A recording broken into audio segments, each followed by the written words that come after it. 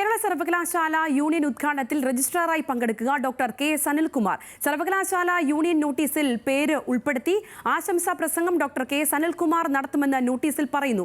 VC Mohanan കുന്നുമേലും പരിപാടിയിൽ പങ്കെടുക്കുന്നുണ്ട്. Mini കാപ്പന്റെ പേര് നോട്ടീസിൽ ഉൾപ്പെടുത്തിയിട്ടില്ല എന്നുള്ളതും പ്രസക്തമാണ്. ഹാൻസ് ജോൺ ഉണ്ട് തിരുവനന്തപുരത്തും. ഹാൻസ്, മഞ്ഞുമല ഉരുകുന്നതിന്റെ സൂചനയാണോ അതോ ഇക്കാര്യത്തിൽ ഇനി വീണ്ടും ഒരു പോരിലേക്ക് കടക്കാനുള്ള സാധ്യതയാണോ ഉള്ളത്?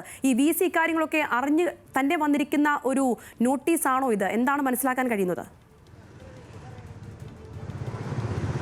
സംഗീത, ഈ വിഷയവുമായി ബന്ധപ്പെട്ട് മഞ്ഞുമല ഉരുകും എന്നൊരു പ്രതീക്ഷ നമുക്കില്ല. കാരണം ഇരു വിഭാഗങ്ങളും രണ്ട് തട്ടിൽ തന്നെയാണ് നിലവിൽ. അതിൻ്റെ ഭാഗമായി തന്നെയാണ് ഇപ്പോൾ സർവകലാശാല യൂണിയൻ, SFI ഭരിക്കുന്ന സർവകലാശാല യൂണിയൻ ഇത്തരമൊരു നോട്ടീസ് പുറത്തിറക്കിയിരിക്കുന്നത്. ഇന്ന് ഉച്ചയ്ക്ക് 3 മണിക്ക് അഥവാ അല്പസമയത്തിനുള്ളിലാണ് കേരള സർവകലാശാല 2024-25 യൂണിയൻ്റെ പ്രവർത്തന ഉദ്ഘാടനം നടക്കുക.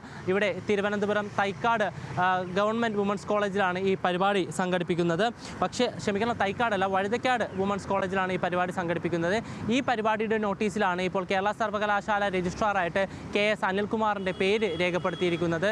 നേരത്തെ ഈ കേരള സർവകലാശാല സെനറ്റ് ഹാളിലെ ഭാരതാംബ വിവാദവുമായി ബന്ധപ്പെട്ട വൈസ് ചാൻസലർ മോഹനൻ കുന്നുമേൽ അനിൽകുമാറിനെ സസ്പെൻഡ് ചെയ്തിരുന്നു. പിന്നീട് സിൻഡിക്കേറ്റ് യോഗം ചേർന്ന് അദ്ദേഹത്തിൻ്റെ സസ്പെൻഷൻ നടപടി റദ്ദാക്കിയെങ്കിലും ഇതുവരെയും ശരിയായ രീതിയിൽ അല്ലെങ്കിൽ നിയമപ്രകാരം അദ്ദേഹത്തെ പ്രവർത്തിക്കാൻ വൈസ് ചാൻസലറായിട്ടുള്ള മോഹനൻ കുന്നുമേൽ ഇതുവരെയും അനുവദിച്ചിട്ടില്ല. പിന്നീട് രജിസ്ട്രാർ ഇൻചാർജായി ഡോക്ടർ മിനി കാപ്പനെ നിയമിക്കുകയും ചെയ്തു. ഇപ്പോൾ നിലവിൽ ഔദ്യോഗിക കൃത്യനിർവഹണങ്ങളെല്ലാം നടത്തുന്നത് മിനി കാപ്പൻ തന്നെയാണ്. കഴിഞ്ഞ ദിവസം ഈ സർവകലാശാല യൂണിയൻ്റെ പ്രവർത്തന ഫണ്ടിൻ്റെ ചെക്ക് ഒപ്പിട്ടതടക്കം മിനി കാപ്പനായിരിക്കെയാണ് ഇപ്പോൾ മിനി കാപ്പനെ ഒഴിവാക്കിക്കൊണ്ട് ഇത്തരം ഒരു നോട്ടീസിൽ ഇത്തരം ഒരു പരാമർശം അല്ലെങ്കിൽ രജിസ്ട്രാറായ KS അനിൽകുമാറിനെ ചിത്രീകരിച്ചിരിക്കുന്നത്. ഈ വിഷയവുമായി ബന്ധപ്പെട്ട് ഇനി വരും മണിക്കൂറുകളിൽ ഏതെങ്കിലും തരത്തിലുള്ള വിവാദം ഉണ്ടാകുമോ എന്നാണ് നമ്മൾ ഉറ്റുനോക്കുന്നത്. കാരണം അന്ന് കേരള സർവകലാശാല സെനറ്റ് ഹാളിലെ ഭാരതാംബ വിവാദത്തിൻ്റെ അന്നാണ് സർവകലാശാല വൈസ് ചാൻസലറും രജിസ്ട്രാറായിട്ടുള്ള KS അനിൽകുമാറും ഒരു പൊതുവേദിയിൽ ഒരുമിച്ചെത്തുന്നത്. പിന്നീട് ഇന്ന് ഈ പരിപാടിക്കാണ് ഇരുവരും എത്തും എന്നാണ് നമുക്ക് ലഭിക്കുന്ന വിവരം. ഇനി